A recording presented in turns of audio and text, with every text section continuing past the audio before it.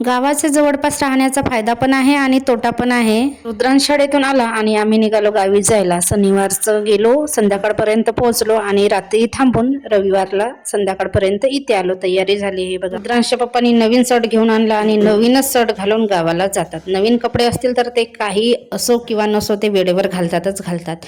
गेल्यानंतर संध्याकाळच्या जेवण, चुलीवरचा स्वयंपाक मीच बनवला। भात आणि भाजी, चिकनचा बेत होता। चिकन आणायला गेले तोपर्यंत मी भात ठेवला आणि सासूबाई खात नाही म्हणून त्यांच्यासाठी गुयाची भाजी। दुसऱ्या दिवशी राहिलो, शेतामध्ये रोवणी चालू होती तर मी थोडा वेळ गेली, काम करू लागली, पण मी व्हिडिओ वगैरे काही काढलं नाही कारण सासूबाई वगैरे नाही, एवढं सासू सासऱ्यांच्या समोर थोडंसं वेगळं वाटते तर मी काही व्हिडिओ काढला नाही। नंतर रविवारी आम्ही आलो, आल्या आल्या शेंग वगैरे होते ते सोलायला घेतले।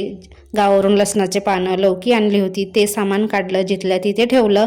संध्याकाळचा स्वयंपाक, वरण भात। कुठून पण आल्यानंतर इतका कंटाळा येतो की काही करायची इच्छा होत नाही।